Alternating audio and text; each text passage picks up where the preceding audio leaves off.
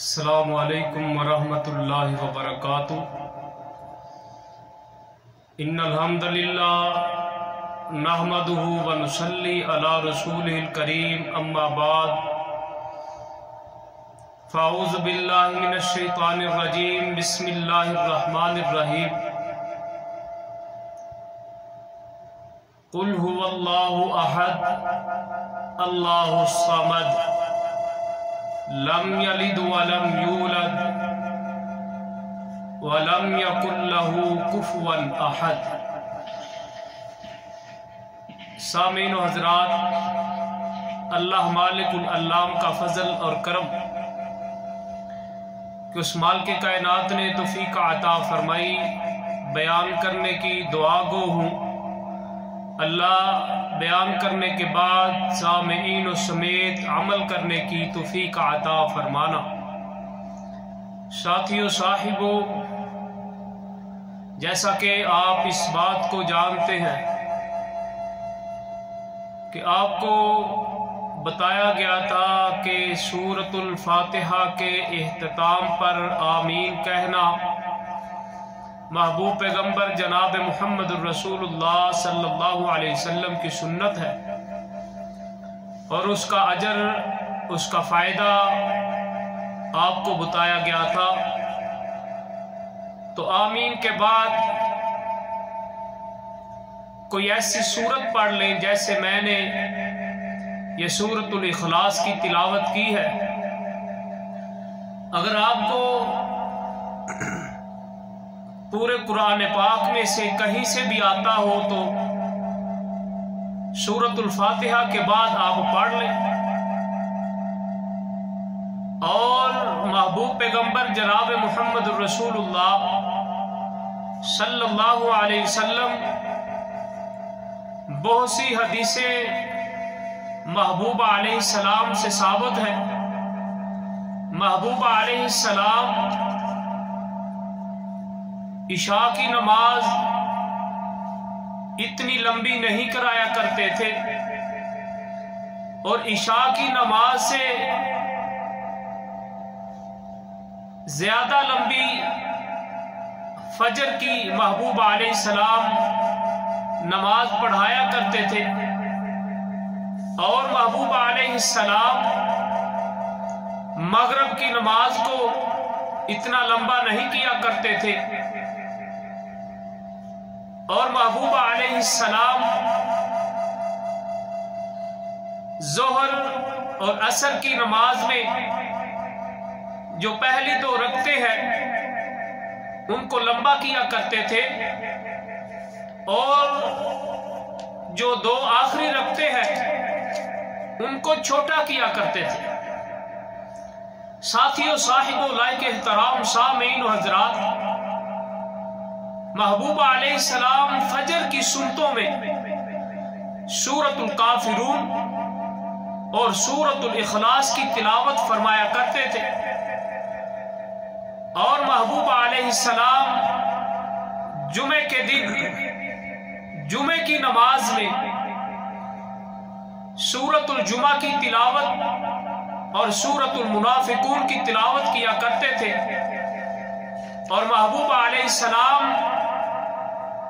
جو عید کی نمازیں ہیں ان میں محبوب علیہ السلام سورۃ الاعلی اور سورۃ الغاشیہ کی تلاوت فرمایا کرتے تھے۔ اس کو بیان کرنے والے حضرت نعمان رضی اللہ تعالی عنہ ہیں۔ یہ مسلم شریف کی روایت ہے۔ ساتھیو صاحبو، جو میں نے آپ کو بتایا محبوب علیہ السلام فجر کی سنتوں میں سورۃ کافرون اور سورۃ اخلاص پڑھا کرتے تھے، اس کو روایت کرنے والے حضرت ابو ہریرہ رضی اللہ تعالی عنہ ہیں، اور محبوب علیہ السلام کا طریقہ کار یہ تھا، اور جب محبوب علیہ السلام رکوع میں جایا کرتے اللہ اکبر، اور اس کے بعد جو مسنون دعائیں ہیں وہ پڑھا کرتے تھے۔ آپ کو بھی مسنون دعاؤں میں سے جو دعا آتی ہے اس کو پڑھ لیا کرے۔ حضرت عائشہ صدیقہ رضی اللہ تعالی عنہ بیان کرتی ہے، یہ بخاری اور مسلم کی روایت ہے، بیان کرتی ہے کہ رسول اللہ صلی اللہ علیہ وسلم یہ دعا کثرت کے ساتھ رکوع میں اور سجود میں کثرت کے ساتھ پڑھا کرتے تھے۔ وہ کون سی دعا ہے؟ سبحانک اللہم ربنا وبحمدک اللہم اغفر لی۔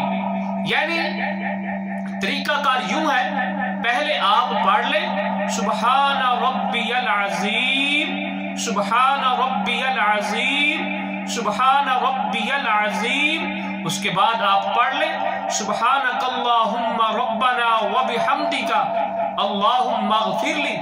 اور اگر آپ کو یہ دعا مکمل یاد نہیں ہوتی تو آپ اس کو یوں بھی پڑھ سکتے ہیں، سبحانک اللہ سبحان ربی العظیم 3 بار پڑھنے کے بعد آپ یوں پڑھ سکتے ہیں اللہم اغفر لی، اللہم اغفر لی۔